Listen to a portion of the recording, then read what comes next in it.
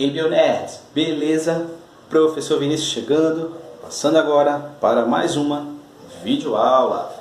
E hoje o assunto que vamos falar é sobre soro e vacina. É isso aí, um conteúdo bem interessante dentro da imunologia, beleza? Produção.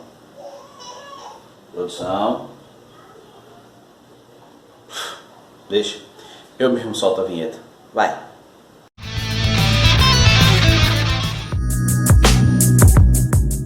Então, antes da gente começar a falar justamente sobre soro e vacina, que são os tópicos do conteúdo de hoje, a gente vai falar um pouquinho sobre dois conceitos que são de informação importante e precisa para entendermos o que é um soro e o que é uma vacina e como elas funcionam no nosso organismo, beleza? E os conceitos são antígenos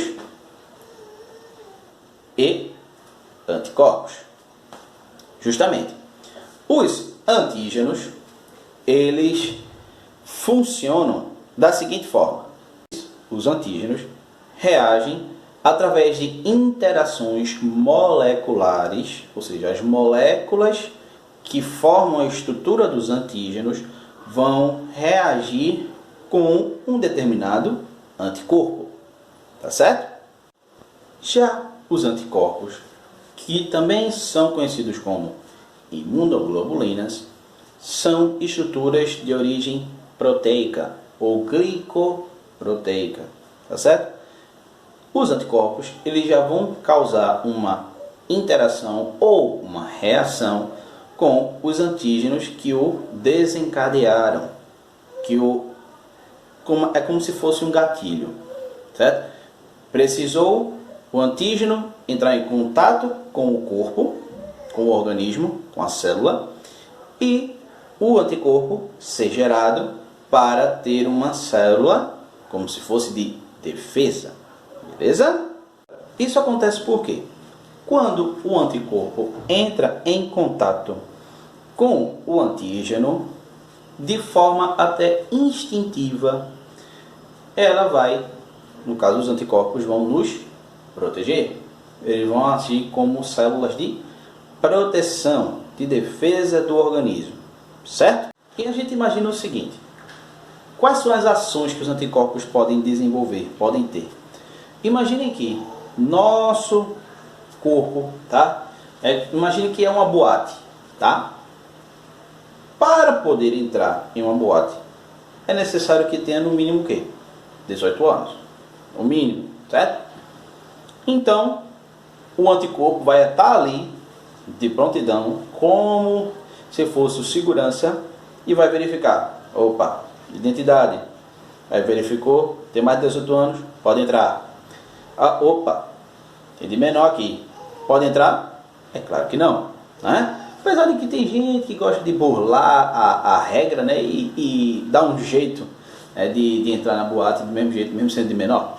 Mas, enfim, justamente porque a célula, o anticorpo no caso, ele vai avisar para o teu organismo que tem algum invasor, que tem alguém que está invadindo o teu corpo de forma errada, que não é para invadir, certo? Então, o anticorpo ele vai funcionar desta maneira, tá? Lá atrás, os anticorpos, certo? Também conhecidos como imunoglobulinas, tá? No corpo humano existem 5 imunoglobulinas: a imunoglobulina G, a imunoglobulina A, a imunoglobulina E, a M e a D, certo? Só que a que mais aparece no corpo humano é a imunoglobulina G. Por quê? É ela quem vai fazer o processo de neutralizar corpos estranhos, certo? É ela quem vai fazer um processo chamado de fagocitose. O que é fagocitose? É um processo de englobar corpos estranhos, organismos estranhos, e este corpo estranho, este organismo estranho, ele vai ser digerido pela célula ou vai ser vai sofrer uma autodestruição. A célula que fez a fagocitose, que se nutriu desse organismo invasor, pode ou matar o invasor ou se mata com a finalidade de que o organismo invasor também morra. Beleza? Então, pessoal, vamos dar continuidade ao nosso conteúdo, certo? Agora falando de fato sobre soro e vacina, já que a gente sabe o contexto de antígeno e anticorpo, pois é de suma importância que conheçamos isso para que dentro do contexto a gente possa aplicar no uso do soro e da vacina. Beleza? Vamos lá, né? Então, vamos falar sobre a diferença entre as duas, entre soro e vacina. Mas, antes que a gente fale sobre as diferenças, precisamos falar do que se assemelham, que são iguais. Gente, primeira coisa, tanto o soro quanto a vacina agem como agentes imunizadores. Como assim? Geram imunidade ao organismo contra agentes infecciosos, tá? Pode ser um agente interno, um agente externo, um agente biológico ou não. Pode ser um vírus, uma bactéria, tá certo? Como também pode ser um caco de vidro, tá? Que gera também doenças bacterianas como o tétano, tá? O que tem em comum é que ambos são formados, são desenvolvidos através de organismos vivos, tá certo? Ou seja, todos eles vêm de um agente, seja de forma atenuada ou seja de forma inativa, tá? Vamos entender isso quando falarmos mais sobre a produção da vacina, principalmente. Sendo então os dois chamados de agentes imunobiológicos, ou seja, eles vão gerar ou formar anticorpos. Tranquilo? Vamos falar especificamente de cada um, tá certo? Primeiro, falar sobre o soro e sua aplicabilidade. Então, o soro, por si só, ele promove o que a gente chama de imunização passiva. Como assim? Quando um indivíduo ele usa o soro como fonte como recurso de proteção, tá certo? Ele não visa gerar anticorpos. Ele visa uma cura imediata, de forma rápida, um acesso rápido, certo? De maneira com que seja mais efetiva a cura do que a prevenção. Tá aí uma das principais diferenças entre o soro e a vacina. Por exemplo, quando uma pessoa é picada por uma cobra peçonhenta, quer dizer venenosa, quando uma pessoa ela é picada por um escorpião, uma aranha, enfim, você não toma uma vacina, você toma um soro. No caso da vacina contra picadas de serpente, é o soro chamado soro antiofídico. Para que isso? Por que a gente usa o soro e não a vacina? Porque precisamos de um tratamento rápido, tratamento imediato, e não um tratamento que gere anticorpos para causar a prevenção a médio ou longo prazo. É algo a curto prazo. Ou eu tomo, ou eu morro. Tá certo? Por isso que o soro normalmente, por exemplo, uma pessoa baixou a pressão, uma pessoa desmaiou, isso influencia diretamente para você usar soro. Normalmente eu uso soro glicosado, ou seja, soro com glicose, porque vai elevar a tua glicose e você acorda, você volta a despertar, tá certo? Isso acontece muito, né, em pessoas que passam um dia sem comer. Ó, tô atento aqui, ó. Tem muitos de vocês que saem sem comer de casa, né? Saem sem tomar café, passam um dia sem comer. Aí quando vê, ó, a pressão baixa, a pressão vai, ó, lá para as cucuias, cai e você precisa ser socorrido. Ou você se alimenta, ou você leva uma boa e velha injeção na veia, que é justamente o local de aplicação do soro. Por que na veia? Porque é o meio mais rápido. Porque atinge justamente a corrente sanguínea, claro. Por isso que precisa ser um agente mais rápido, a forma de aplicação do soro, beleza? Vamos entender agora como o soro ele é produzido. Então, pessoal, para a gente entender, primeiramente precisa retirar, certo? Ou melhor, retirar. Precisa injetar um antígeno.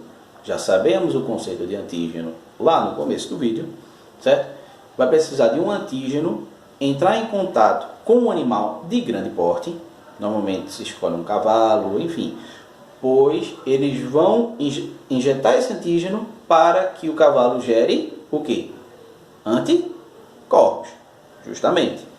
Após esse processo, retira-se o sangue do animal para análise. E o plasma é verificado, certo? Dentro do plasma tem várias estruturas nutritivas, tá certo? Verifica-se. E o que é de estrutura? Como os leucócitos, as hemácias, certo? Tudo isso é reinserido no animal, tá certo? Esse procedimento não machuca o animal, não ofende o animal, tá certo? Pois se não tivessem estudado, por exemplo, os efeitos das picadas de serpentes, de escorpiões, de aranhas, né, peçonhentas, ou seja, aquelas que são venenosas, gente, se não tivessem estudado, não teria os efeitos que a gente tem hoje, tá certo? Claro que a gente não pode negar que já utilizaram animais para experimentos, né, para o bem da ciência. Mas nesse caso dos soros, se não fossem utilizados, se não fossem estudados, aí seria um processo muito mais lento para que a gente avançasse com a tecnologia que a gente tem hoje, tá certo? Então, apesar de achar que é doloroso para o animal, mas nesse contexto do uso do soro, ele se torna um bem para o ser humano, tá certo? Então, vamos falar agora sobre as vacinas, tá certo? A vacina, ela produz o que a gente chama de imunização ativa. Como assim? Ela vai precisar injetar organismos, antígenos, no teu organismo, tá certo? Para que ele gere imunidade. Como assim? Gente, para que você gere imunidade contra uma determinada doença, primeiramente é preciso que seja aplicada essa vacina no teu organismo de uma maneira direta, tá certo? Via intramuscular. Aqui, ó. Yes! Mostrando toda a falta de físico aqui do professor, tá certo? Normal. Então, via intramuscular é a forma de aplicação da vacina, certo? E por ser um processo de imunização ativa, vai gerar anticorpos. Esse anticorpo vai ser utilizado para gerar de forma atenuada a imunidade para você. Como assim? O organismo ele entra em um processo de que a célula vai reconhecer que aquele invasor, mesmo de forma leve, é um indivíduo que está...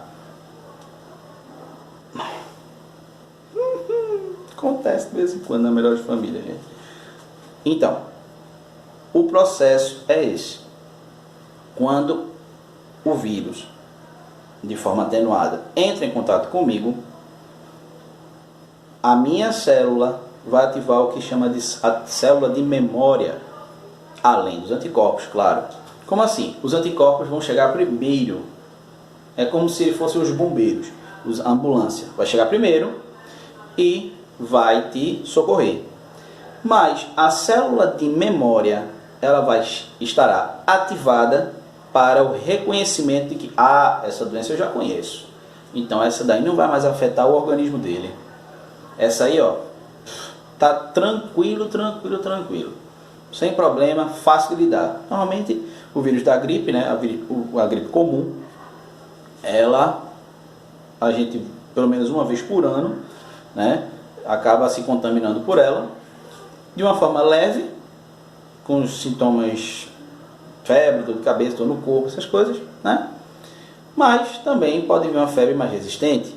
Se não fossem as campanhas de vacinação, não teria tanto efeito para doenças que hoje, pelo menos no Brasil, estão erradicadas, ou seja, estão extintas, como a poliomielite, por exemplo, né? Se não fossem as campanhas de vacinação contra a poliomielite, que é a paralisia infantil na primeira infância, essa doença ainda estaria por aqui. Mas hoje, por conta das campanhas eficazes, ela não existe mais, tá certo?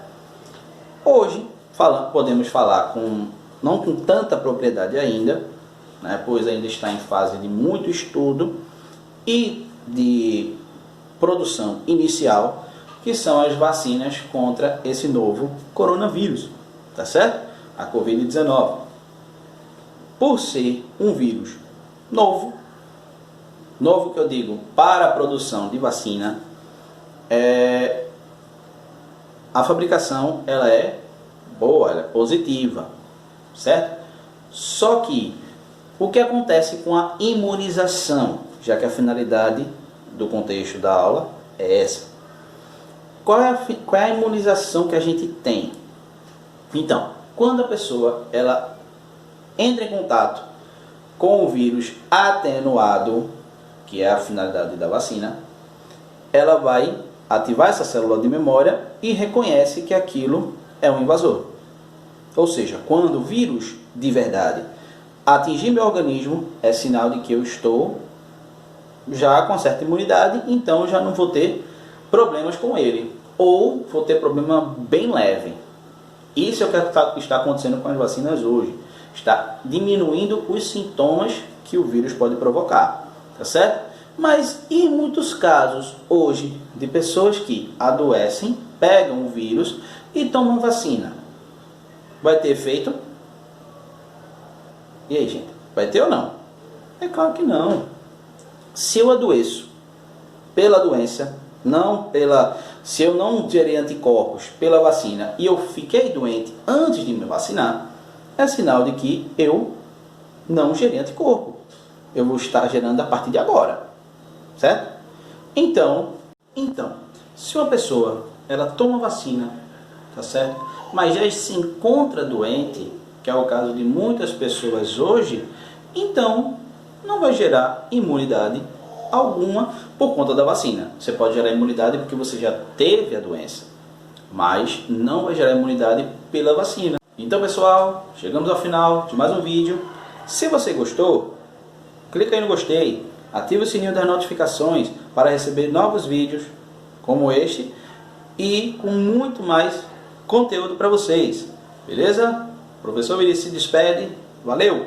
Fui!